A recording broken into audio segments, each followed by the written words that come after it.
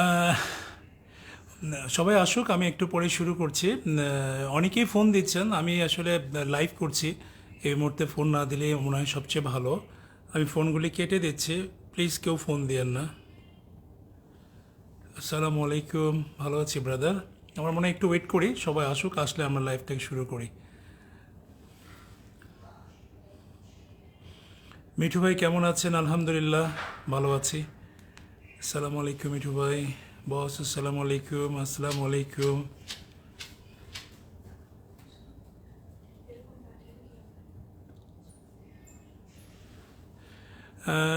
একটুখানি বলবেন আমার সাউন্ড কি ক্লিয়ার শোনা যাচ্ছে? Sound is it clear?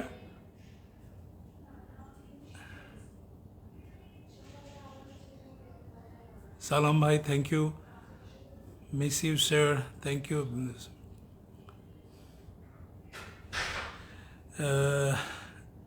বসতা করবে মিঠু ভাই, রাসেল ভাই ছাড়ানোর ব্যবস্থা করবে ইনশাল্লাহ। আমি চাই সবাইকে ছেড়ে দিক, একটা সুস্থ পরিবেশ তৈরি হোক। ই কমার্স সেক্টরে যে অস্থিরতা চলছে সেটা কেটে যাক।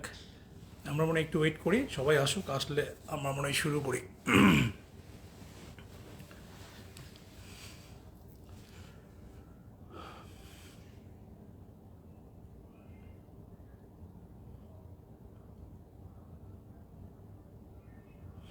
একটুখানি আপনি কি বলবেন আমার সাউন্ড কি ক্লিয়ার, আপনি কি শুনতে পাচ্ছেন?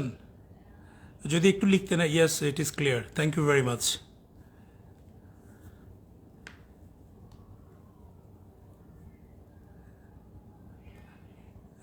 থ্যাংক ইউ ভেরি মাচ, সবাই অনেক অনেক ভালো ভালো কমেন্টস করছেন, থ্যাংক ইউ ভেরি মাচ। আমি আর 5 মিনিট নিচ্ছি, আমার মনে হয় যে সবাই চলে আসবে, so that we can start.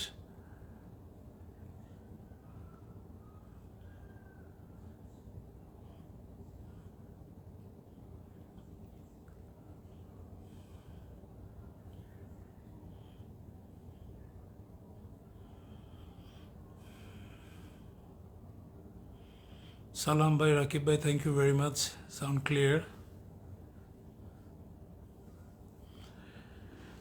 আমরা মনে হয় এনিওয়ে অনেকেই চলে আসছে, আমরা মনে হয় শুরু করতে পারি। গুড ইভিনিং এভরিওয়ান, আসসালামু আলাইকুম। বরাবরের মতোই আপনার সাথে আপনাদের সামনে হাজির হয়েছে। অবশ্য আজকে একটু ডিফারেন্ট টপিক নিয়ে আলাপ করার জন্য আপনাদের সামনে আসা বেসিক্যালি। আমি গত গত গত লাইভেও আপনাদের সাথে অনেক খোলামেলা আলাপ করেছিলাম, বাট লাস্ট লাইভে আমি আসলে অনেক এক্সাইটেড ছিলাম, অনেক মেন্টাল প্রেশারে ছিলাম। আই এম সো সরি আপনাদের কাছে, আপনাদেরকে অনেকে হয়তো বকাবকি করেছে, আপনাদেরকে অনেক ক্ষেত্রে কটু কথা বলেছি, তার জন্য আই এম সো সরি। আসলে সবসময় সব কিছু আসলে সহসাই মেনে নেওয়া যায় না। এনিওয়ে, তো এই জিনিসগুলো আপনারা অনেকেই বোঝার চেষ্টা করেছেন, বুঝতে পেরেছেন, তার জন্য আপনাদেরকে অনেক অনেক ধন্যবাদ। আমি গত লাইভে এসে বলেছিলাম যে আমাদের আনন্দের বাজারের সমস্ত কার্যক্রম আমরা স্থগিত করছি অফিসিয়ালি, এবং তার পরিপ্রেক্ষিতে আমি বলেছিলাম যারা আমাদের আমি আনন্দের বাজারে আগে প্রথমে আমি আমার যারা কাস্টমার আছেন তাদের সঙ্গে তাদের ইস্যু নিয়ে কথা বলবো, তারপরে টোটাল ই কমার্স সাইট নিয়ে কিছু কথা বলতে চাই আপনাদের সাথে, কেন আমাদের এই প্রবলেমগুলি হলো, কেন আমরা প্রবলেম ফেস করছি এবং কী করলে আমরা এখান থেকে বেরিয়ে যেতে পারি, সেই ইস্যু নিয়ে আপনাদের সাথে ডিসকাস করতে চাই। তো প্রথমে যেটা আমি বলতে চাই সেটা হচ্ছে যে লাস্ট লাইভে আমি বলেছিলাম আমাদের সাথে যারা আছেন এবং যারা অর্ডার করেছিলেন তাদের এই অর্ডারগুলি আমরা গুগল শিট আমি শেয়ার করেছি, একদিনের মধ্যে আমি শেয়ার করেছি। সেখানে হয়তো গুগল শিটের প্রপার ইনফরমেশনগুলি হয়তো আমরা আরেকটু সময় পেলে আরও ভালোভাবে আপনাদের সাথে শেয়ার করতে পারতাম। এনিওয়ে, যতটুকু করে শেয়ার করেছি আপনারা গুগল শিটগুলি আপনারা আজকে ফ্রাইডে, স্যাটারডে, সানডের মধ্যে আপনারা সমস্ত গুগল শিটগুলি আপনারা ফ্লাফ করে আমাদের কাছে দিয়ে দিবেন। অ্যাকর্ডিং দ্যাট এগুলি আমরা শর্ট আউট করে, এগুলি চেক ব্যাক করে, অডিট করে আমরা ইনশাল্লাহ অ্যাজ আর্লি অ্যাজ পসিবল আমরা রিফান্ড ইস্যুতে চলে যাব। সো এটা নিয়ে কারো কোনো কনফিউশনের কিছু নেই। অনেকেই ইস্যুগুলি পজিটিভলি নিয়েছেন, আবার অনেকেই রিউমার ছড়াচ্ছেন, অনেকেই কমপ্লিকেটেড করছেন। আসলে তো সবার মেন্টালিটি এক না, all fingers are not equal, so all people are not equal. So এর মধ্যেই ভালো কিছু থাকবে, খারাপ থাকবে, এই ভালো মন্দ নিয়েই আমাদের চলতে হয়। আজকে ই কমার্সের যে অবস্থা, এটা আসলে গুটি কয় ভালো তো আছে, ম্যাক্সিমাম লোকই ভালো, যারা খারাপ তাদের জন্য আজকের এই পরিস্থিতি আসলে হয়েছে, এটা আমি আগেও বলেছি, এখনও বলছি। কেন হয়েছে এই জিনিসগুলো আমি আপনাদের কাছে বলতে চাই। তো অনেকেই, আমি কালকে সকাল থেকে অনেকের সাথে কথা বলেছি, অনেকের সাথেই আমার হোয়াটসঅ্যাপে চ্যাট হয়েছে, কথা হয়েছে। আমি দেখেন বরাবরই মতো আজকেও বলছি, আমি আসলে একটা গুড ইন্টেনশন নিয়ে এই ইন্ডাস্ট্রিতে এসেছিলাম এবং গুড ইন্টেনশন নিয়েই আমি বিজনেস শুরু করেছিলাম এবং অ্যাকর্ডিং দ্যাট বিজনেস আমরা করছিলাম। আজকে দেখেন আমরা আনন্দের বাজারের আমাদের যে অফিসের কার্যক্রম ছিল, এটা যারা আপনারা আমাদের অফিসে এসেছিলেন এবং তারা সবাই জানেন, আমাদের বরাবরই আমরা কিন্তু আমাদের যে কমিটমেন্ট ছিল সেই কমিটমেন্ট অনুযায়ী কিন্তু আমরা ডেলিভারিগুলি করছিলাম। এবং আমি সর্বপ্রথম বলেছিলাম যে প্রত্যেকটা ই কমার্সের থেকেই অন টাইম ডেলিভারি যাতে করা হয় সে ব্যাপারে কিন্তু আমি ভয়েস রেজ করেছিলাম। আমি কিন্তু কাস্টমার ফ্রেন্ডলি এবং আমি আপনাদের সাথে খুব ক্লোজলি কিন্তু মেশার চেষ্টা করি। সেই দিক থেকে আমি আপনাদের জিনিসগুলো জানার চেষ্টা করি এবং আপনাদের যে মেন্টালিটি, ওই সেম মেন্টালিটি একজন কাস্টমার হলো আমারও সেটাই হতো। সেই পয়েন্ট অফ ভিউ থেকে কিন্তু আমি সবসময় অন টাইম ডেলিভারি করে আসছিলাম। দেখেন আমার কিন্তু কোনো ব্যাকলগ নেই, আনন্দের বাজারে কোনো ব্যাকলগ নেই। রানিং যে লাস্ট যে ক্যাম্পেইনটা ছিল আনন্দের কার্নিভাল, সেই কার্নিভালের আমাদের ডেলিভারিগুলি চলছিল এবং সব কিছুই কিন্তু স্মুথলি আমরা অ্যাকর্ডিং আওয়ার কমিটমেন্ট সেগুলি কিন্তু আমরা স্মুথলি ডেলিভারি করছিলাম। তো রানিং ক্যাম্পিংয়ের মধ্যে আমাদের কিন্তু অলমোস্ট 20% আমরা কিন্তু ডেলিভারি করেছি। যে রেস্ট অফ 80% বা 70-80% ডেলিভারি আছে, সেটারও আমরা কিন্তু ডেলিভারি করতে চাই এবং স্মুথলি ডেলিভারি করতে চাই। সামহাও আমরা স্টাক আপ হয়ে গিয়েছি। আসলে তো এটা তো দিন শেষে তো ইজ এ মানি ম্যাটার্স। আমি আপনাকে বললাম যে আমি আপনাকে দিব, কিন্তু সেক্ষেত্রে আমি যদি আপনাকে প্রোভাইড করতে না পারি, আলটিমেটলি লাইবিলিটিসটা কিন্তু আমারই আসে। সো ইন দ্যাট সেন্স আমরা কিন্তু বিশেষ করে আমি আপনাদের কাছে অন টাইম ডেলিভারি করতে সবসময় পছন্দ করি এবং আমি কিন্তু কখনোই ডিলের পক্ষে না। কারণ আমি কিন্তু আগে বলতাম যে স্পেশালি আমি 3টা ব্যাপারে focus: on time delivery, best price and quality products. এই 3টার উপরে কিন্তু আমি ফোকাস ছিলাম। অ্যাকর্ডিং দ্যাট আমি কিন্তু সমস্ত ডেলিভারি করে আসছিলাম। আমাদের কোনো ব্যাকলগ নেই, আমাদের কোনো ডেলিভারি পেন্ডিং নেই, একটি ডেলিভারি পেন্ডিং ছিল না। সো রানিং যে ডেলিভারিগুলি আছে, যেগুলি আমি করেছি সেগুলি তো আমাদের হয়ে গেছে, আর যেগুলি পেন্ডিং আছে সেগুলি আমি লাস্ট লাইভে এসে বলেছিলাম যে আপনারা আমাদেরকে একটু কোঅপারেট করেন, একটু আমাদেরকে সময় দেন। সো সেই সময়টা আমি আপনাদের কাছে চেয়েছিলাম। অনেকেই এগ্রি এ ব্যাপারে, আবার অনেকেই দেখি যে ডিসএগ্রি করছেন। আসলে ডিসএগ্রি করলে কিছু করার নেই, টু বি ভেরি অনেস্ট। আমি আগেও বলেছি, এখনও বলছি যে আমরা অ্যাকর্ডিং দ্যাট আমরা সমস্ত ডেলিভারিগুলি আমরা কমপ্লিট করে দিব। সো আপনারা গুগল শিটের মাধ্যমে আপনাদের যে অর্ডারগুলি আছে সেখানে অল ইনফরমেশনগুলি দিবেন, ওইগুলি আমরা চেক ব্যাক করে আমরা সেই ডেলিভারিগুলি আমরা অ্যাজ আর্লি অ্যাজ পসিবল শুরু করবো। সো এই ব্যাপারে কারো কোনো কনফিউশনের কিছু নেই। আর অনেকে বলছেন বাণিজ্য মন্ত্রণালয়ের ব্যাপারে, হ্যাঁ আমি শুরু করব। আমি একটা করে শুরু করি। আমি যদি প্রথমে শুরু করি, দেখেন যখন প্রথম এসওপি আসার পরে কিন্তু আমি না শুধু আমাদের ইন্ডাস্ট্রিটাই কিন্তু একটা কলাপসের দিকে এগিয়ে গেছে। কারণ আজকে আমি যদি বলি, প্রত্যেকটা বিজনেসের একটা মডিউল থাকে, ই কমার্সের একটা মডিউল আছে। সেই মডিউলটা কি? Circular flow of money. সেই circular flow of Manike regulated করতে হবে, আদারওয়াইজ এই বিজনেস কন্টিনিউ করা ইজ ভেরি ডিফিকাল্ট। এই বিজনেস কেউ করতে পারবে না। হ্যাঁ, করতে পারবে কেউ যদি 1,000 কোটি টাকা নিয়ে এসে আপনাদেরকে যেভাবে সাবসিডি দিয়ে যদি আপনি দিন শেষে যদি বিলিয়ে দেয়, নাথিং টু সে। সো সেখানে তো কেউ করতে পারবে, কিন্তু এ ধরনের কোনো পাগল নেই যে আপনাকে 1,000-2,000 কোটি টাকা নিয়ে এসে আপনাদেরকে সব কিছু বিলিয়ে দিবে, দিন শেষে সে খালি হাত পায়ে নিয়ে চলে যাবে। এই বিজনেস আসলে আমার মতো অনেকেই করতে চায় না। আর আমি স্পেশালি যখন এটা রিয়েলাইজ করেছি যে এই বিজনেসের মডিউলে বিজনেস সাস্টেনেবল ওয়েতে করা ইজ ভেরি ডিফিকাল্ট। একটা সার্টেন টাইম পর্যন্ত গেলে এটাকে অ্যাকোমোডেট করা পসিবল। সেই সার্টেন টাইম কিন্তু আমাদেরকে দেওয়া হয়নি, সেই টাইমটা কিন্তু আমরা পাইনি। দেখেন এসক্রু অ্যাকাউন্ট, প্রথমে আমি যেটা বলি সেটা হচ্ছে যে e commerce, what is e commerce? E commerce is a virtual shop. People will come, they will buy their product through internet, through their device. তো সেখানে মডিউলটা হচ্ছে আপনি পেমেন্ট করবেন on time, on time as per shipping time কোম্পানিগুলো আপনাকে on time delivery করবে। তো সেখানে যদি আমার পয়সা যদি আমি ঠিক মতো না পাই, তাহলে আমি কী করে ডেলিভারি করব, কী করে আমি সেলার পেমেন্ট করব, কী করে আমি আমার কোম্পানি গ্রোথ হবে? এই ইস্যুগুলি নিয়ে কিন্তু আমি যে টক শোতে গিয়েছিলাম, টক শোতে কিন্তু আমি বলেছিলাম, এই ইস্যুগুলি নিয়ে কথা বলেছিলাম। তখন আমি অনেককে ইনভাইট করেছিলাম, অনেকে আমার সাথে এগ্রি করেননি বা আমি বলেছিলাম আসেননি। কিন্তু আজকে যে এসক্রু অ্যাকাউন্টটা হয়েছে, এসক্রু অ্যাকাউন্টের কারণে কিন্তু আমরা সবাই কিন্তু স্টাক আপ হয়ে গেছি, এবং এসক্রু অ্যাকাউন্টের কারণেই কিন্তু সবগুলো কোম্পানি কিন্তু দেখেন স্মুথলি ডেলিভারি করতে পারেনি। সবারই টাকা আটকানো। আমি যখন লকডাউনের মধ্যে যখন 130 টাকা 134 টাকার আমি যখন ডেলিভারি করেছিলাম, তখন কিন্তু আমার হিউজ টাকা এসক্রুতে আটকানো ছিল। আমি কিন্তু সেই সময় একটি টাকাও কিন্তু তারা আমাকে রিলিজ করেনি। তখন কিন্তু আমাদের ওন ফান্ড থেকে কিন্তু আমরা প্রোডাক্ট ডেলিভারি করেছিলাম। পরবর্তীতে আমি যখন সমস্ত ডকুমেন্টস এসএসএল এ সাবমিট করলাম, তারা কিন্তু তালবাহানা শুরু করলো, তারা চেক ব্যাক করছে, তাদের জনগণ নেই, তারা কিন্তু অ্যানালগে কাজ করে, এটা কিন্তু অটোমেশন তাদের হয়নি। দেখেন, আমি যখন সমস্ত ডেলিভারি করে আমি যখন এসএসএল এ সমস্ত ডকুমেন্টস যখন আমি সাবমিট করলাম, তারা কিন্তু চেক ব্যাক করার স্টাইলটা কি, তারা প্রতিদিন 15-20 জন 50 জনকে কাছে এসএমএস করে, প্রোডাক্ট পাইলে ইয়েস বলেন, না পাইলে নো বলেন। তাদের কল সেন্টার থেকে ফোন করে, আরে ভাই সবাই কি ফোন ধরবে, অন টাইম কি সবাই ফোন ধরে?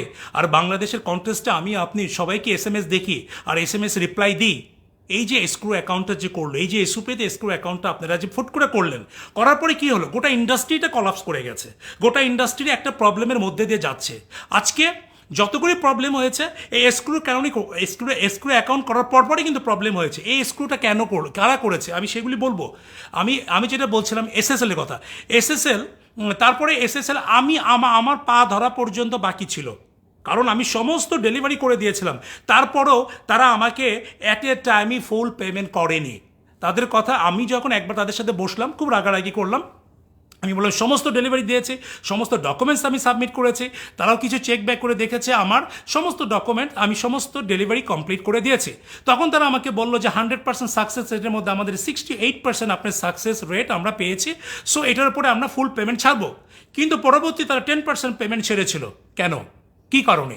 এই যে ওদের কাছে যে সব কোম্পানি 700-800 কোটি টাকা রয়েছে, এটার দায়ভার কে নিবে? এই টাকাগুলো আমাদের কাছে থাকলে তো আমরা বিজনেসে রোল আপ করতে পারতাম।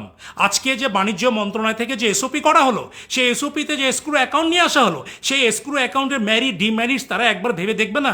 তারপরে সেটাকে ইমপ্লিমেন্ট করবে না? ফুট করে একটা এসক্রু অ্যাকাউন্ট ইমপ্লিমেন্ট করে দিল, বাংলাদেশ ব্যাংক থেকে চিঠি ইস্যু করলো, সমস্ত পেমেন্ট আটকে দিল, পেমেন্ট গেটওয়েগুলি একটা সুযোগ পেয়ে গেল, একটা রেফারেন্স পেয়ে গেল, তারা সমস্ত পেমেন্ট আটকে দিল। কেন, কি কারণে? এখন পর্যন্ত আমাদের এসএসএল এ টাকা আছে, কই পেমেন্ট? আমাদের তো ডেলিভারি সমস্ত ডান, আগের সমস্ত ডেলিভারি কমপ্লিট, তাহলে আমাদের টাকা দেয় না কেন? এটা লায়াবিলিটিস কে নিবে? এটার উত্তর কে দিবে? এই এসক্রু অ্যাকাউন্ট কে করেছে? আমি যতটুকু জানি, if I am not wrong, E cab থেকে এসক্রু অ্যাকাউন্ট করা হয়েছে। ই ক্যাবের কে করলো? তমাল সাহেব করলো। আরে তমাল সাহেবের তো কোনো ই কমার্স অর্গানাইজেশনই নেই, সে তো কোনো ই কমার্স ওন করে না, সে বছরের পর বছর ই ক্যাবের জেনারেল সেক্রেটারি হিসাবে আছে। How come? আরেকজন আছে আসিফ আনাফ, কথা কিছু না হলে লেখালেখি শুরু করে। আপনাদের দায়িত্ববোধটা কোথায়? আজকে এত বড় একটা ইন্ডাস্ট্রি, এই যে ইন্ডাস্ট্রি, এই ইন্ডাস্ট্রিটা হচ্ছে মাননীয় প্রধানমন্ত্রীর স্বপ্নের সাথে জড়িত। মাননীয় প্রধানমন্ত্রী একটা ডিজিটাল বাংলাদেশ গড়ে তুলতে চায়, তার একটা স্বপ্ন আছে, সেই স্বপ্নের part of E commerce is a part of digitalization. সেই স্বপ্নটার সাথে আমাদের এই বিজনেসটা ইনভলভ। আজকে আমি কনফিউজ, মাননীয় প্রধানমন্ত্রী যদি আজকে এই ইস্যুগুলি জানতেন, আমার মনে হয় প্রবলেম সলভ হয়ে যেত। কারণ উনি ই কমার্সের পক্ষে, উনি চান স্টার্ট আপ, যারা ইয়াং জেনারেশন আছে তারা বিজনেস শুরু করুক, স্টার্ট আপ নিয়ে কাজ করুক। কিন্তু এই ইনফরমেশনগুলি আমার মনে হয় যে ওনার কাছে নাই। যদি থাকতো আজকে এই প্রবলেমগুলি সলভ হয়ে যেত। আমি রিকোয়েস্ট করব মাননীয় প্রধানমন্ত্রীকে, যদি উনি কোনোভাবে এই ইনফরমেশনগুলি জানতে পারেন। দেখেন, আজকে একটা ইউনিভার্সিটিতে প্রবলেম হলে সেখানে মাননীয় প্রধানমন্ত্রীর ইন্টারফেয়ার করতে হয়, সেখানে মাননীয় প্রধানমন্ত্রীর হস্তক্ষেপ ছাড়া সেই প্রবলেম সলভ হয় না। আর যেখানে এত বড় একটা ইন্ডাস্ট্রি, একটা গ্রোয়িং ইন্ডাস্ট্রি, যেখানে 1.8 billion people directly involve with e commerce all over the world, 800 million people directly buy their product from e-commerce, তারই ধারাবাহিকতা আজকে বাংলাদেশে ই কমার্স ইজ গ্রোয়িং। এটা একটা নতুন ইন্ডাস্ট্রি, বাংলাদেশের একটা সম্ভাবনাময় ইন্ডাস্ট্রি। এই ইন্ডাস্ট্রিকে কিছু লোক গলা টিপে মেরে ফেলার পায়তারা শুরু করেছে। কেন ভাই, কেন? এটা একটা ইন্ডাস্ট্রি, এটা তো একটা সার্ভিস ওরিয়েন্টেড ইন্ডাস্ট্রি। আজকে ই কমার্স নিয়ে যারা আলোচনা করে তাদেরকে আমি মনে করি ইনভাইট করা উচিত। লাস্ট একটা ইটিভি 71 টিভিতে আমি একটা টক শো দেখছিলাম, সেখানে ডক্টর আশিকুর রহমান উনি অনেক পজিটিভ কথা বলেছিলেন ই কমার্স সম্পর্কে। এই ধরনের লোককে আমাদের ই ক্যাবের প্রেসিডেন্ট করা উচিত। আজকে আমি কথাগুলো বলছি এই জন্য, আমাদেরই সংগঠন ই ক্যাবের ভূমিকা কোথায়, ই ক্যাবের কন্ট্রিবিউশন কোথায়? আজকে গার্মেন্টস শিল্পের যদি কোনো প্রবলেম হয়, সেখানে বিজিএমই যে মন্ত্রণালয়ে বসে তাদের সমস্ত প্রবলেম সেখানে উত্থাপন করে সেই প্রবলেমটাকে সলভ করে সেই রেজাল্টটা তারা নিয়ে আসে। কিন্তু আজকে আমাদের ই ক্যাব, আজকে শমিকা স্যার উনি কী করেন, আজকে তমাল সাহেব কী করেছেন? তমাল সাহেবের সাকসেস, আসিফ আনাবেরদের সাকসেস হচ্ছে গরুর হাটে এসক্রু অ্যাকাউন্টকে ইম্পোজ করা। আরে ভাই, এসক্রু অ্যাকাউন্ট মানে কি? আই এম শিওর আপনি এসক্রু অ্যাকাউন্ট মানে জানেন না। যদি জানতেন তাহলে এসক্রু অ্যাকাউন্ট গরুর হাটে নিয়ে যেতেন না। গরুওয়ালা কি এসক্রু অ্যাকাউন্ট বোঝে বাংলাদেশের কন্টেস্টে? হ্যাঁ, আপনি হাটে যাবেন, টাকা দেবেন, গরু পছন্দ হবে, গরু কিনে নিয়ে চলে আসবেন। এখন আপনি এখন টাকা নিয়ে যাবেন, টাকা রাখবে তমাল সাহেব, টাকা আপনার কাছেই রাখলাম, গরুওয়ালার কাছ থেকে গরু নিলাম, গরুওয়ালা আপনাকে বললো তমাল ভাই উনি তো গরু নিয়ে গেছে, তাহলে আমার পেমেন্টটা দেন। আপনি আমারে বলবেন যে মিঠু সাহেব আপনি কি গরু পেয়েছেন, পেমেন্ট করেছেন? আচ্ছা আচ্ছা, আপনি গরু পেয়েছেন, আচ্ছা তাহলে ওনাকে পেমেন্টটা দেন। এই হচ্ছে আপনাদের পলিসি। এইভাবে কোনো ই কমার্স চলতে পারে, এইভাবে একটা ইন্ডাস্ট্রি চলতে পারে। এই ইন্ডাস্ট্রিটা কি, প্রথমে সেটা আগে বোঝার চেষ্টা করেন না। এটা তো একটা ভার্চুয়াল শপ, এটা একটা virtual shop, physical shop, virtual shop. Physical শপে কি হয়? ফিজিক্যাল শপে আমরা যাই, পেমেন্ট করি, প্রোডাক্ট কিনি, চলে আসি। অল দ্য সেম, যেটা আমরা ফিজিক্যাল শপে না যাই সেটা আমরা একটা ভার্চুয়াল শপের মাধ্যমে একটা সিস্টেমের থেকে আমরা প্রোডাক্ট পারচেস করছি। এটার জন্য আমাদের তো অনেক সেট আপ আছে। আমাদের এখানে প্রায় 150 পিপল দে আর ওয়ার্কিং। প্রত্যেকটা কোম্পানিতে একটা একটা একটা একটা এমপ্লয়মেন্ট তৈরি হয়েছে, একটা কর্মসংস্থান তৈরি হচ্ছে। আরে ভাই, সেই কর্মসংস্থান তো আপনারা করেন না। আজকে কথা বললে তো অনেক কথা বলা যায়, আপনারা ভালো কিছুর পক্ষে কাজ করেন না। আজকে এই ইন্ডাস্ট্রিকে গলা টিপে হত্যা করার জন্য আপনারা একত্রিত হয়েছেন। এটা কি কোনো এটি কারোর জন্যে করছেন, কারো ইন্টারেস্টে করছেন, নাকি লোকাল যত স্টার্ট আপ আছে সব স্টার্ট আপ বন্ধ হয়ে যাক? এর আগে তো অনেক বন্ধ হয়ে গেছে, কিকসা বন্ধ হয়ে গেছে, পিকাবো মনে হয় এখন চলে কিনা আমি জানি না, বাগডোম বন্ধ হয়ে গেছে। প্রিয় সব আগে একটা ভালো একটা স্টার্ট আপ ছিল, কই প্রিয় সব তো আস্তে আস্তে ডুবে যাচ্ছে কেন? তাহলে কি লোকাল স্টার্ট আপগুলি সব বন্ধ হয়ে যাবে? ইভ্যালি একটা ব্র্যান্ড তৈরি হয়েছিল বাংলাদেশে, সেটাকে আপনার সাস্টেন করতে দেননি। তাকে সে সময় চেয়েছিল। একটা ইন্ডাস্ট্রি কি হয়, একটা ইন্ডাস্ট্রি আপনি যদি পার্শ্ববর্তী দেশ ইন্ডিয়াতে দেখেন, eBay they are doing very good, Amazon কাজ করছে, ফ্লিপকার্ট আছে, মান্ত্রা আছে, কই তাদের তো সেখানে প্রবলেম নেই। আমাদের দেশে কেন প্রবলেম শুরু হলো? প্রবলেমটা কোথায়? আমি অনুরোধ করব আমাদের বাণিজ্য মন্ত্রণালয়ের কাছে, যারা নীতিমালার সাথে জড়িত আছেন, এটা একটা ইন্ডাস্ট্রি, একটা growing industry, day by day popular হচ্ছে। শুধু যে বাংলাদেশে তা না, অল ওভার দ্য ওয়ার্ল্ড। আজকে আপনি ঘরে বসে একটা সার্ভিস আপনি নিচ্ছেন, সেখানে আপনি তো একটা সার্ভিসের পরিবর্তে একটা তো আপনি পেমেন্ট আপনি করবেনই। সেইটাও যদি আপনি পারফেক্টলি করেন, প্রত্যেকটা ই কমার্স, প্রত্যেকটা স্টার্ট আপগুলি সার্ভাইভ করে যাবে। কিন্তু সেটা করার জন্য তো একটা সুষ্ঠু যে নীতিমালা আপনারা বলছেন, আমরা নীতিমালা পক্ষে, আমরা আইনের পক্ষে, আমরা কিন্তু আইনের প্রতি শ্রদ্ধাশীল। আমরা বলছি না যে আমরা আইনের বিপক্ষে। সো দ্যাট আপনারা যদি একটা ভালো নীতিমালা করেন, যে নীতিমালাটা আমাদের জন্য ভালো, যারা কাস্টমার আছে তাদের জন্য সেফ, তারা যেন একটা কমফোর্ট জোন যেন একটা পায়, তারা যেন হোয়াট এভার তারা ইনভেস্ট করুক বা একটা প্রোডাক্ট কিনুক, সেই প্রোডাক্টটা যেন তারা as per shipping time, on time delivery পায়। সেই জন্য একটা ইকোসিস্টেম, একটা ভালো একটা প্ল্যাটফর্ম করার জন্য একটা নীতিমালা হওয়া উচিত, যে নীতিমালার মাধ্যমে আমরা কোম্পানিগুলোকে সাস্টেনেবল ওয়েতে এগিয়ে নিয়ে যেতে পারি। আর আজকে আমি সরি টু সে, আমি শমী আপাকে পছন্দ করি, কিন্তু শমী আপা, আমি আপনাকে কয়েকদিন আগে আপনার 71 টিভিতে একটা টক শো দেখছিলাম, সেখানে মিথিলা ছিল, অনেকেই ছিলেন আপনারা। মিথিলার কিছু প্রশ্নের উত্তর আপনি দিতে পারেননি। এবং আপনি as a president, E cabinet president হিসাবে আপনার কী কন্ট্রিবিউশন, এটা আমাদের চোখে পড়ে না, সরি টু সে, আমাদের চোখে পড়ে না। এবং যারা কাস্টমার আছে তাদেরও চোখে পড়ে না। আপনারা কেন তাহলে ই ক্যাবের প্রেসিডেন্ট, কেন তাহলে এই চেয়ারে আছেন ফর দ্য লং টাইম? কেন? এটা কি বাপদাদার পৈতৃক সম্পত্তি? ছেড়ে দেন না। আর ডক্টর আশিকুর রহমানের মতো যারা ইকোনমিস্ট আছেন, যারা ভোকাল, যারা ভয়েস রেজ করতে পারে, যারা ব্যবসা বোঝে, যারা ব্যবসাকে লিড দিতে পারে, তাদেরকে সুযোগ করে দেন না, তাদেরকে সেই চেয়ারে বসতে দেন না। কই, এত বড় একটা ইন্ডাস্ট্রি, এত বড় একটা সংগঠন, আপনারা তো ইলেকশন করেন না। আপনি কেন, কিভাবে এসছেন, এটা আপনারাই ভালো জানেন। বছরের পর বছর সেই চেয়ার আপনাদেরকে আগলে ধরে থাকতে হবে? থাকেন, সমস্যা নেই, কিন্তু আপনাদের এন্ড থেকে যে কন্ট্রিবিউশনটা আমরা এক্সপেক্ট করি সেটা তো আপনারা করছেন না। সেই দায়িত্বটুকু তো আপনারা পারফেক্টলি আপনারা করছেন না। আজকে যদি সে আপনাদের এন্ড থেকে যদি আপনি দায়িত্বটা যদি আপনি পালন করতেন, তাহলে এত আজকে ইন্ডাস্ট্রি এত বড় একটা প্রবলেম হতো না। আপনাদের এন্ড থেকে এসক্রু অ্যাকাউন্ট করা হয়েছে, আপনাদের এন্ড থেকে এসক্রু অ্যাকাউন্টের জন্য বাণিজ্য মন্ত্রণালয়ে প্রপোজাল পাঠানো হয়েছে। কাদের সাথে করেছেন? আমাদের লোকাল স্টার্টআপদের সাথে করেছেন? I don't think so. আর করবেনই না কেন? আপনারা তো কোনো ই কমার্স ওন করেন না, আপনাদের তো কোনো ই কমার্স নাই, আপনাদের তো কোনো কোম্পানি নেই। আপনি কয়জন লোকের এমপ্লয়মেন্ট সৃষ্টি করেছেন? আজকে আমার এখানে যদি 150 জন লোক কাজ করে থাকে, 130 জন লোক কাজ করে থাকে, 130 জন ইন্টু 4 কত লোক হয়? মোর দ্যান 500 পিপুলের আমরা অ্যাকোমোডেশন করেছি, কর্মসংস্থান তো করেছি। ইউ পিপল অ্যাপ্রিসিয়েট আজ।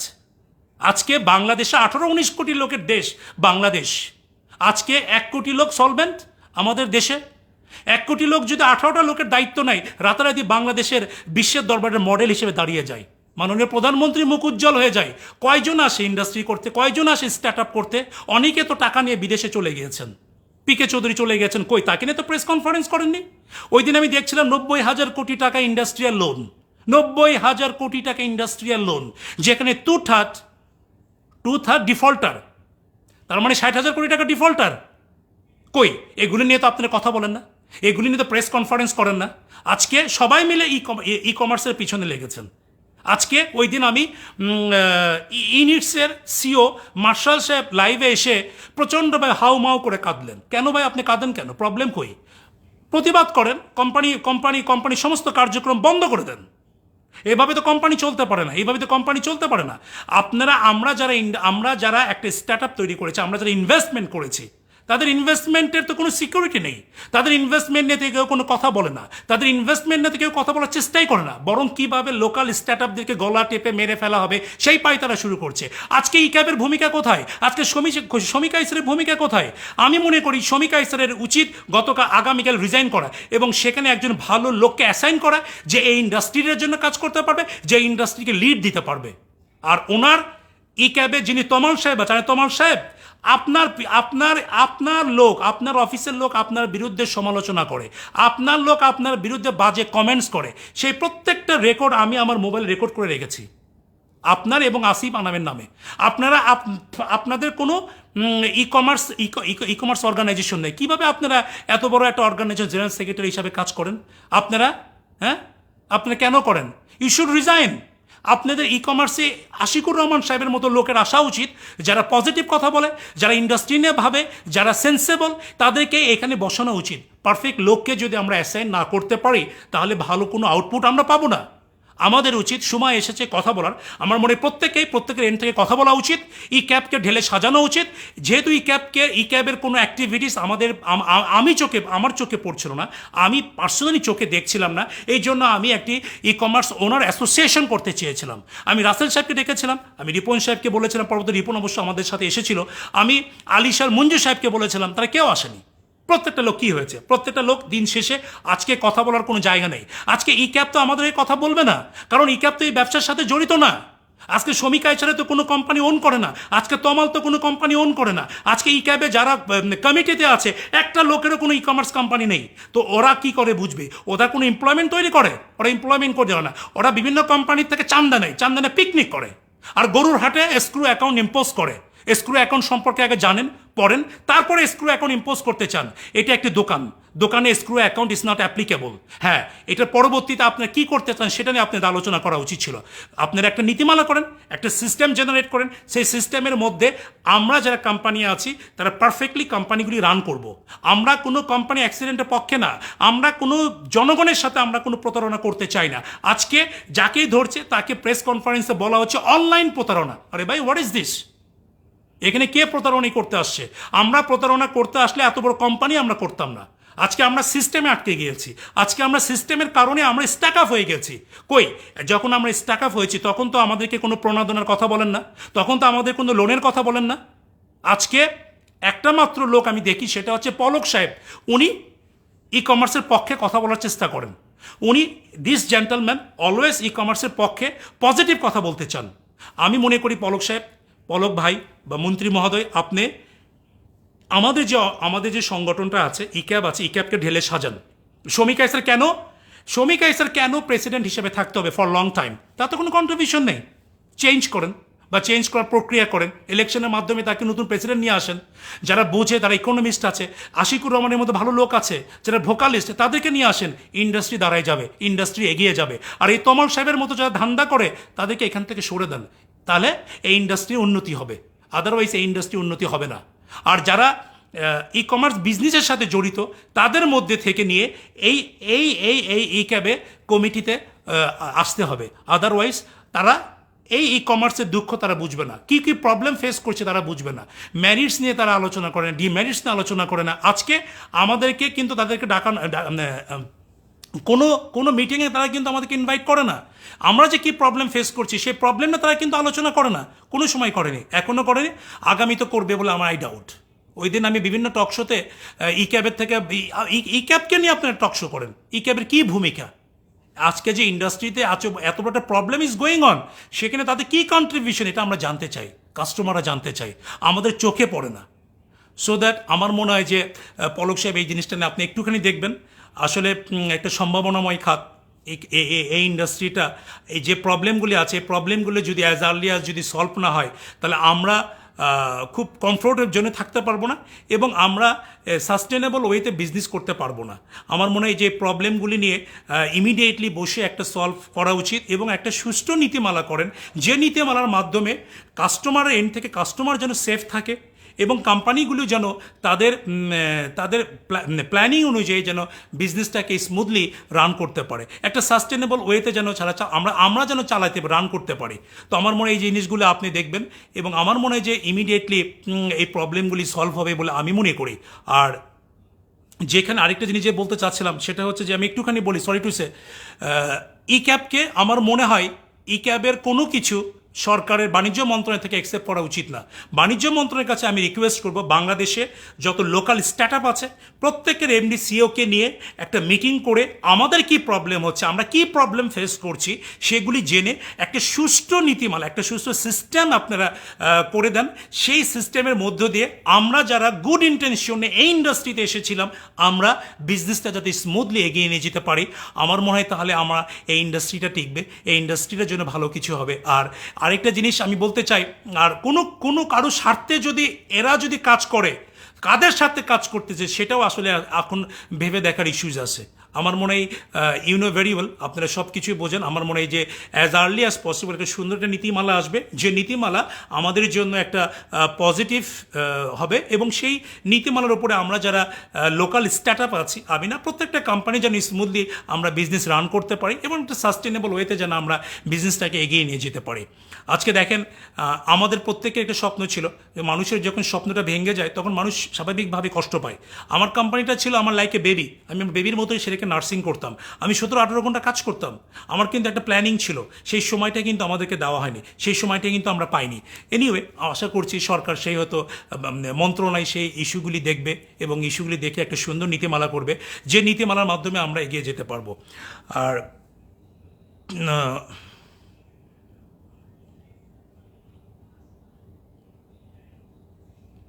আরেকটা জিনিস সেটা হচ্ছে যে আরেকটা জিনিস বলতে চাই, আমরা যারা ব্যবসা করি, আমরা ব্যবসা সংক্রান্ত 2-4-5টা কথা বলতে পারি বা বলার মতো ক্যাপাসিটি আমাদের আছে, কিন্তু আজকে যদি আমাকে মেডিকেল টার্ম নিয়ে কথা বলতে বলা হয় তাহলে কিন্তু আমি কথা বলতে পারবো না, সেখানে ক্যাচার লেগে যাবে।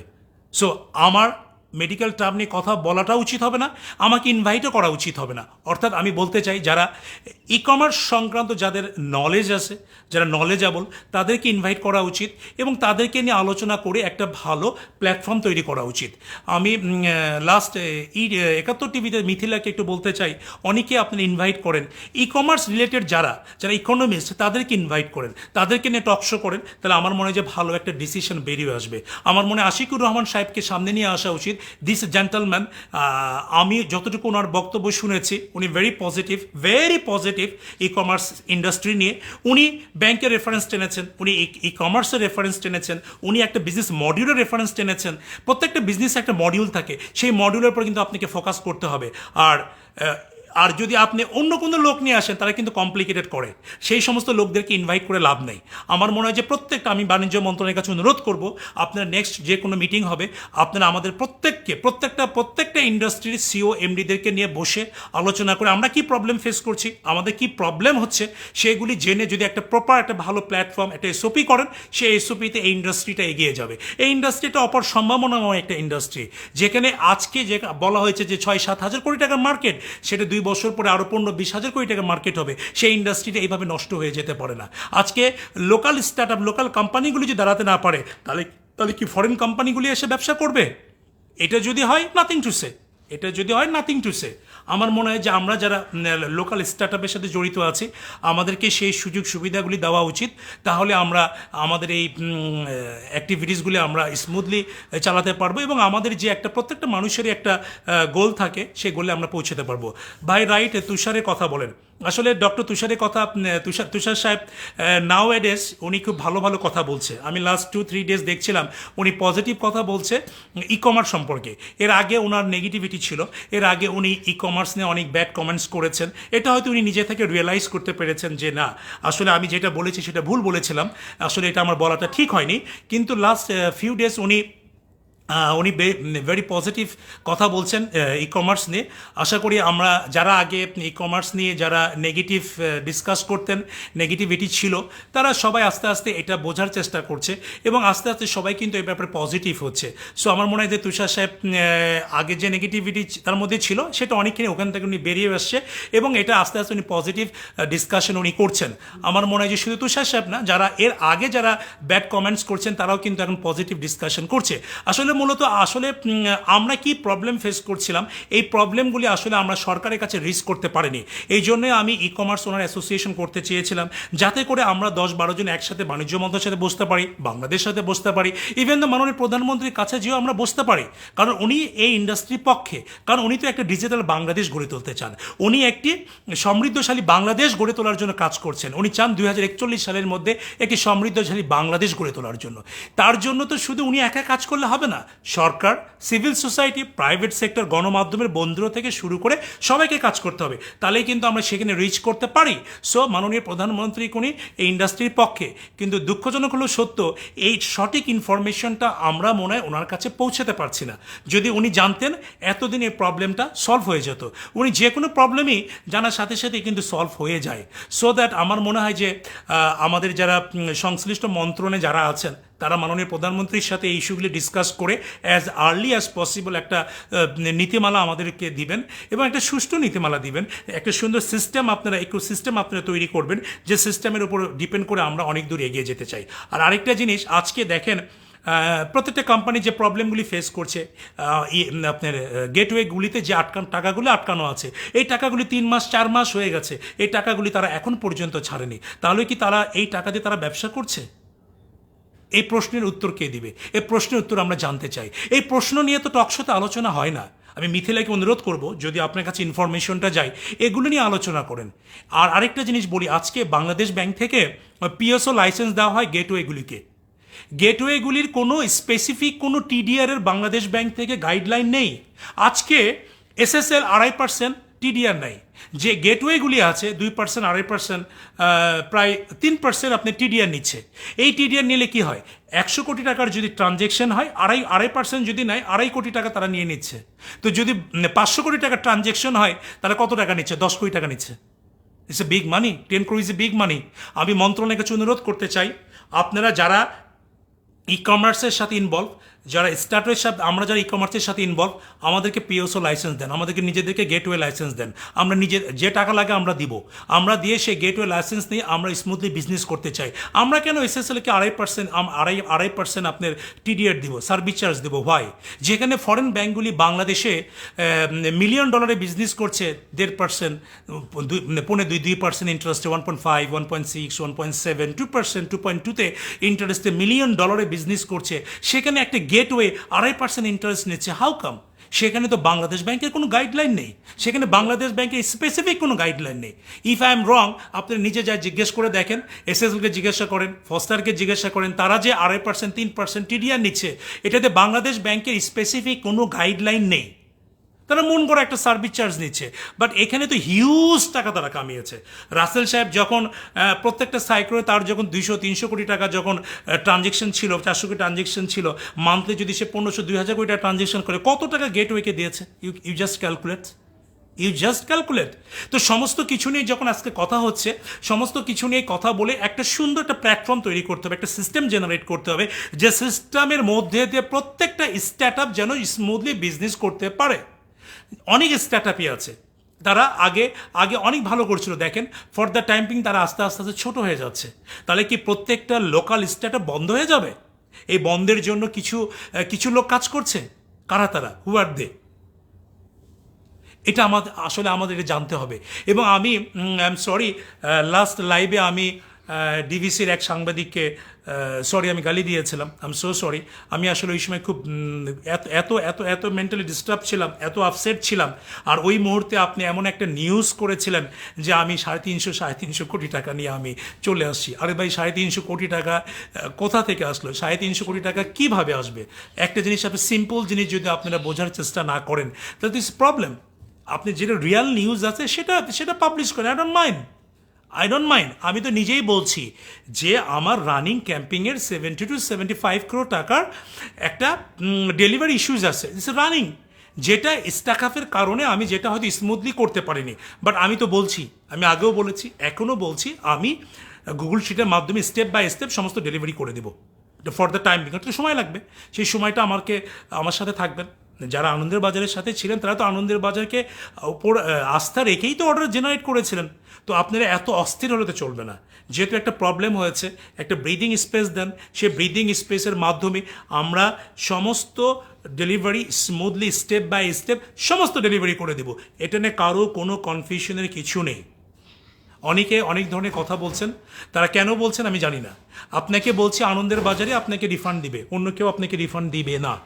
সো আনন্দের বাজারের সাথে থাকেন, আনন্দের বাজারের উপর আস্থা রাখেন, একটু কোঅপারেট করেন, সো দ্যাট আমরা আপনাদের রিফান্ডগুলি ইনশাল্লাহ আমরা অ্যাজ আর্লি অ্যাজ পসিবল আমরা ইনশাল্লাহ আপনাদেরকে করে দিব।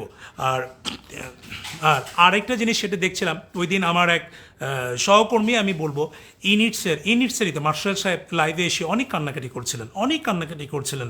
তার বাচ্চার কথা বললেন, তার ওয়াইফের কথা বললেন। এটা রিয়ালিটির কথা, দিস ইজ রিয়ালিটি। আজকে আমাদের সেলফ রেসপেক্ট নেই। আজকে যারা ই কমার্স ব্যবসার সাথে জড়িত আছে তাদের কোনো সেলফ রেসপেক্ট নেই, তাদের সিকিউরিটি নেই। আমি অনুরোধ করব, আমাদের সেলফ রেসপেক্টের জায়গায় আপনারা হাত দিবেন না, আমাদের সিকিউরিটি আপনারা দিবেন। আজকে কেউ যে মামলা করলেই একটা মেন্টাল টর্চারের মধ্যে আমাদেরকে ফেলেন না। আমরা মামলা করছেন, ঠিক আছে, মামলা করেছেন, প্রোডাক্ট ডেলিভারি দিলে তো মামলা অটোমেটিক্যালি উইথড্র হয়ে যাবে। তো সেটা নিয়ে এই যে একটা ভয় ভীতির মধ্যে যে আমরা আছি, আমাদেরকে ধরবেন, আমাদেরকে রিমান্ড দেবেন, এগুলি আসলে ইট শুড বি স্টপ।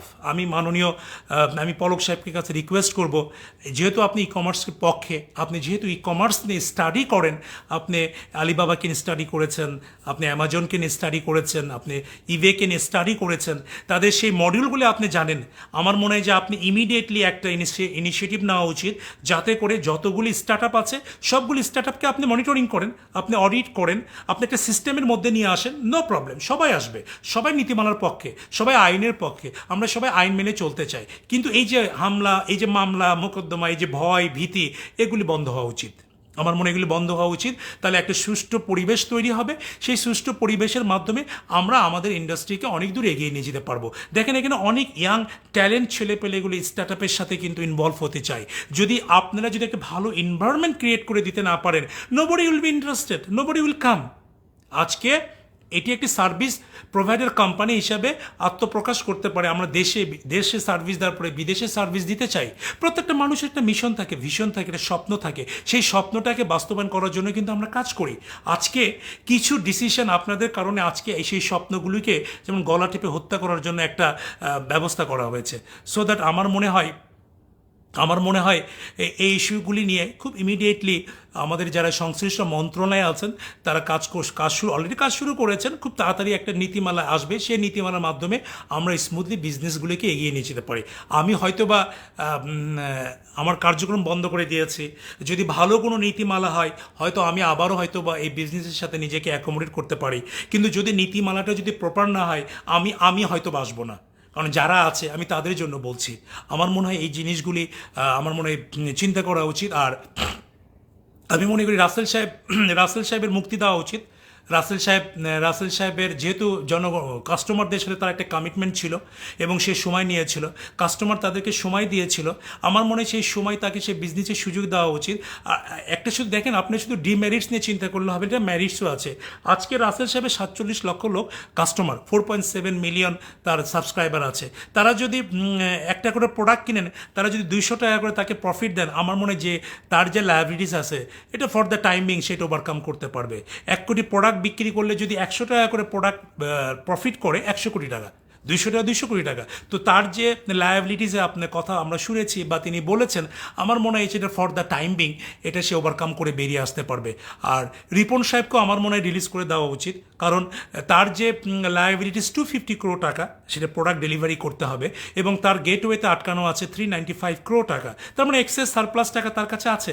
তো গেটওয়েগুলি তার টাকা কেন ছাড়ছে না, এটা নিয়ে কেন আপনার টকশোতে আলোচনা করেন না? রিপন সাহেবও তো অনেক জায়গায়, অনেক ভাই সব টেলিভিশনে তো বিজ্ঞাপন দিয়েছে, আপনি তো তার কাছে বিজ্ঞাপন নিয়েছেন, তার জন্য একটা টকশো করেন, সেখানে আশিকুর রহমান সাহেবের মতো লোকজনকে ইনভাইট করেন। এমন কাউকে ইনভাইট করেন না যা তার মধ্যে নেগেটিভিটি আছে। অনেক সময় আমি অনেককে নাম মেনশন করছি না, অনেকে ইনভাইট করেন, তারা তো করতে করতে সময় চলে যায়। তো আমার মনে হয় যে যারা পজিটিভ রিগার্ডিং দিস ইন্ডাস্ট্রি তাদেরকে নিয়ে টকশো করলে আমার মনে হয় সবার জন্য উপকার হবে, একটা ভালো নীতিমালা হবে, সেই ইন্ডাস্ট্রিগুলির জন্য একটা ভালো গাইডলাইন আসবে, তারা একটা ভালো একটা গাইডলাইন নিয়ে ডিসকাস করতে পারবেন। আর যারা আছে তা এমন কাউকে নিয়ে আসেন না যারা নেগেটিভিটি, যাদের মধ্যে কমপ্লেক্স কাজ করে এই জিনিসটাকে কমপ্লিকেটেড করে ফেলে। আমার মনে হয় এই জিনিসগুলি আমাদের সবার এন্ড থেকে যদি আমরা একটু চিন্তা করি, তাহলে আমরা একটা ভালো কিছু করতে পারবো এবং ভালো একটা নীতিমালা আমাদের সামনে তৈরি হবে। আর আমাদের মধ্যে যদি আমরা নিজেরা যদি একটা প্রবলেম ক্রিয়েট করি, তাহলে আমরা সেখানে মনে হয় রিস্ক করতে পারবো না। আর যারা লোকাল স্টার্ট আপ আছেন, আমি তাদেরকে বলতে চাই, কান্নাকাটি করবেন না। কান্নাকাটি করেন কেন? আপনি কি কাপুরুষ? আপনি তো ছেলে মানুষ, আপনি প্রতিবাদ করেন।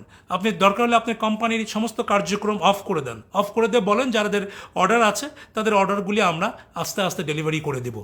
আমি জানি আমি জানি অনেকগুলি স্টার্ট আপই প্রবলেমে আছেন, অনেকেই প্রবলেমে আছেন। আজকেও আমার সাথে কথা হয়েছে 2-3 জনের জন্য, তারা প্রবলেমে আছেন। তা আমি তাদেরকে বলেছি ফেস করেন, সামনে এসে কথা বলেন।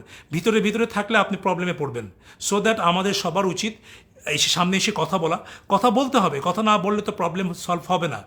এই যে প্রবলেমগুলি আছে, এই প্রবলেমগুলি মাননীয় প্রধানমন্ত্রীর কান পর্যন্ত পৌঁছে দিতে হবে। উনি নিশ্চয়ই জানেন না, উনি যদি জানতেন তাহলে এই প্রবলেম এতদিন সলভ হয়ে যেত। কারণ একটা ইউনিভার্সিটিতে একটা প্রবলেম হলে সেখানেও তাকে ইন্টারফেয়ার করতে হয়, তার ইন্টারফেয়ার ছাড়া সেখানে প্রবলেম সলভ হয় না। যেখানে এত বড় একটা ইন্ডাস্ট্রি, একটা গ্রোয়িং ইন্ডাস্ট্রি, একটা অপার সম্ভাবনাময় একটা ইন্ডাস্ট্রি, সেখানে তার ইন্টারফিয়ারেন্স আমরা তো আশা করতেই পারি, কিন্তু সেই নিউজটা তো তার পর্যন্ত যেতে হবে। তিনি করোনার মধ্যে যারা বিজনেসের সাথে ইনভলভ ছিলেন সেখানে শত কোটি টাকা তিনি সাবসিডি দিয়েছেন। তিনি যদি জানেন এই বিজনেসে তিনি সাবসিডি দিবেন, আজকে বিদেশে, আজকে ইন্ডিয়াতে সরকার তাদেরকে সাপোর্ট দেয়, ব্যাঙ্কগুলো তাদেরকে সাপোর্ট দেয়, আমাদের কোনো সাপোর্ট দিচ্ছে না, তাহলে কীভাবে একটা ইন্ডাস্ট্রি গ্রো করবে? একটা ইন্ডাস্ট্রি গ্রো করার জন্য একটা ব্রিদিং স্পেস দরকার, সেই স্পেসটুকু আমাদেরকে দিতে হবে। সেই স্পেস যদি আমরা না পাই, আমরা কমফোর্ট জোনে যেতে পারবো না। আমাদের প্রত্যেকের আমরা জানি, দেখেন আজকে সপাপ 950 কোটি টাকা ফরেন ইনভেস্টমেন্ট পেয়েছে, আজকে পিকাবু পেয়েছে, আজকে সিন্দাবাদ পেয়েছে, আজকে অনেক কোম্পানি কিন্তু ভেঞ্চার ক্যাপিটালিস্ট পাচ্ছে। ফরেন ইনভেস্টররা কিন্তু এই ইন্ডাস্ট্রিতে ইনভেস্ট করার জন্য ইন্টারেস্টেড, কিন্তু সেই এনভায়রনমেন্টটুকু কিন্তু আমাদের নাই। সেই পরিবেশটা আমাদের তৈরি করতে হবে। সেই পরিবেশটা তৈরি করার জন্য কাস্টমারের এন্ড থেকেও একটা কপারেশন লাগবে, আমাদের সরকারের এন্ড থেকেও আমরা একটা কপারেশন চাই। আর আমরা তো চেষ্টা করি, আমরা যারা আছি তারা ফরেন লোনের জন্য চেষ্টা করছি, আমরা ভেঞ্চার ক্যাপিটাল নিয়ে কথা বলছি, আমরা একটা সার্টেন টাইমের পরে আমরা শেয়ার মার্কেটে যাওয়ার প্ল্যান করছি। এই যে এই প্ল্যানিংয়ের জন্য তো আপনি একটা টাইম ফ্রেমিং দরকার, একটা ব্রিদিং স্পেস দরকার। সেই ব্রিদিং স্পেস তো আমাদেরকে দিতে হবে। যদি সেই ব্রিদিং স্পেস যদি আমাদেরকে না দেন, তাহলে আমরা তো সেই জায়গাতে রিচ করতে পারবো না। আরে কিছু বিচ্ছিন্ন ঘটনা ঘটবেই, তাই বলে কি গোটা ইন্ডাস্ট্রি সাফার করবে? তাই বলে কি গোটা ইন্ডাস্ট্রি খারাপ? Not that. সো আমি মনে করি, আমি অনেক কথাই বললাম, তো আমি আশা করব, আমি রিকোয়েস্ট করব মাননীয় মন্ত্রী মহোদয় পলক সাহেবকে, যেহেতু আপনি আপনাকেই দেখি সবসময় পজিটিভ কথা বলতে। আপনি বিভিন্ন বিভিন্ন এই মডেলগুলো আপনি স্টাডি করেছেন। আপনি একটা ভালো ইনিশিয়েটিভ নেন যাতে করে এই ইন্ডাস্ট্রি দাঁড়িয়ে যায়, যাতে করে একটা সিস্টেমের মধ্যে আমরা যারা সবাই কাজ করতে পারি, এখানে যারা কাস্টমার আছে তাদেরও যেন একটা কনফিডেন্স ক্রিয়েট হয়, তারাও যেন একটা সেফ জোনে থাকতে পারে, একটা কমফোর্ট জোনে থাকতে পারে, এবং প্রত্যেকটা কোম্পানি যেন ডিসকাউন্ট থেকে শুরু করে এমন একটা সিস্টেম করেন সেই সিস্টেমের মধ্যে আমরা যেন সবাই চলে একটা কমফোর্ট জোনে যেতে পারি, এবং প্রত্যেকটা কাস্টমারকে যেন আমরা as per shipping time on time delivery করতে পারি। তো আমার মনে হয় যে এই ইস্যুগুলি নিয়ে আমার বিশ্বাস উনি এটা নিয়ে ইন্টারফেয়ার করবেন। এবং আজকে যারা প্রত্যেকটা ই কমার্সের যারা সিও আছেন, এমডি আছেন, তারা সবাই খুব ভয়ভীতির মধ্যে আছেন, তারা সবাই মানে একটা আতঙ্কের মধ্যে আছেন। এই আতঙ্কটা আমার মনে হয় যে আপনি ক্লিয়ার করবেন। আপনি একটা সুন্দর পরিবেশ তৈরি করার জন্য ইনিশিয়েটিভ নেবেন এবং এসক্রো অ্যাকাউন্টের ম্যারিট ডিম্যারিটস এগুলি ডিসকাস করে একটা ভালো প্ল্যাটফর্ম, একটা ভালো সিস্টেম আপনি জেনারেট করেন। আমার মনে হয় যে লোক আপনাকে অনেক দিন মনে রাখবে এবং আপনার জন্যই এই ইন্ডাস্ট্রিটা অনেক দূর এগিয়ে যেতে পারবে। আর ই ক্যাব আছে আল্লাহ নাম কা ওয়াস্তে ই ক্যাবের কোনো ভূমিকা নেই, ই ক্যাবের কোনো রেসপন্সিবিলিটি নেই। এটা আমি না, আমার সাথে যারা কাস্টমার আছেন, আমার সাথে যারা আছেন সবাই এগ্রি করবেন, কেউ ডিসএগ্রি করবেন বলে মনে হয় না। ই ক্যাবের কোনো ভূমিকা, ই ক্যাবের কোনো কন্ট্রিবিউশন আমাদের ইন্ডাস্ট্রিতে নেই, এক কথাই নেই। কারণ ই ক্যাব যারা চালায় তারা কিন্তু কোনো ই কমার্স ওন করে না। সো দ্যাট আমি পলক সাহেবকে বলবো, সো আপনি এমন একটা ডিসিশন নেন যে ডিসিশনের জন্য আমরা প্রত্যেকটা স্টার্ট যেন সেফ জোনে চলে যেতে পারে। আর কিছু কথা যেটা হচ্ছে যে এসক্রু নিয়ে তো আমি বললাম, ব্যাংকে নিয়ে তো বলেছি। আর আরেকটা জিনিস সেটা হচ্ছে যে আমরা যারা আমরা যারা ব্যবসা করতে চাই, আমাদেরকে পেমেন্ট গেটওয়ে লাইসেন্স দেওয়া হোক। সেখানে যদি কোনো ডিপোজিটে কিছু থাকে আমরা ডিপোজিট করব। আর কোম্পানির ক্ষেত্রে যদি আপনারা যদি কোনো পলিসি ব্যাংকের মতো করতে চান যে না, যেহেতু একটা 45 ডেজের একটা টাইম ফ্রেমিংয়ের মধ্যে একটা রিফান্ডের ইস্যু থাকতে পারে বা ডেলিভারি ইস্যু থাকতে পারে, সেক্ষেত্রে যদি কোনো একটা ভালো একটা অ্যামাউন্ট যদি ডিপোজিট রাখতে হয় ব্যাংকের মতো, তাহলে সেখানেও আপনি যদি সেরকম একটা নীতিমালা করেন, সে ডিপোজিটও আমরা রাখতে পারি, সেটা তো আমাদের কোনো সমস্যা নেই। সো আমরা চাই একটা সুন্দর একটা নীতিমালা, একটা ভালো একটা সিস্টেম, সেই সিস্টেমের মধ্যে আমরা বিজনেসটাকে স্মুথলি রান করতে চাই। সো আমার মনে হয় যে আমি অনেক কথাই বলেছি।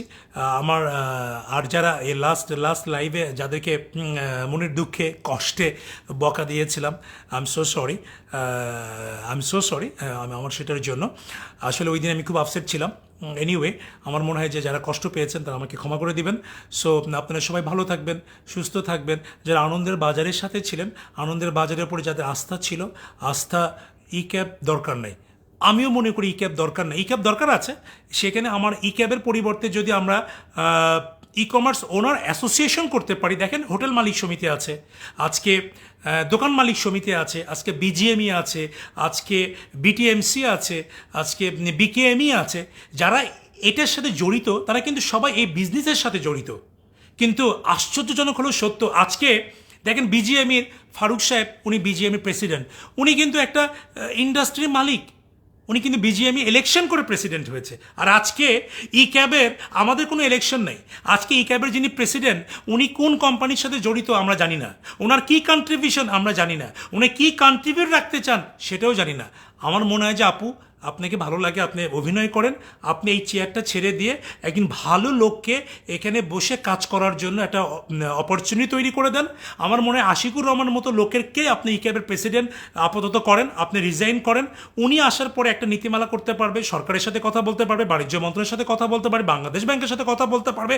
যার এই ধরনের ক্যাপাসিটি আছে তাকে মনে হয় এখানে নিয়ে আসা উচিত। আর এই যে সেক্রেটারি তমাল, এই যে আসিফ আনাম, এদেরকে চেঞ্জ করে ঢালাওভাবে এই ই ক্যাবটাকে সাজাতে হবে। আদারওয়াইজ এই ইন্ডাস্ট্রির জন্য এদের কাছ থেকে কোনো ভালো কিছু ডিসিশন আসবে না, তারা সরকারের সাথে বসে ভালো কিছু করবে না ফর দিস ইন্ডাস্ট্রি।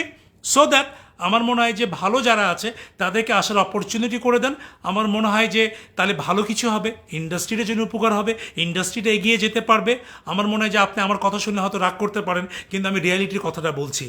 আপনার এই যে একটা ক্রাইসিস পিরিয়ড যাচ্ছে, এই পিরিয়ডে আপনার কোনো কন্ট্রিবিউশন আমাদের চোখে পড়ে না, আপনার কোনো কন্ট্রিবিউশন চোখে পড়ে না।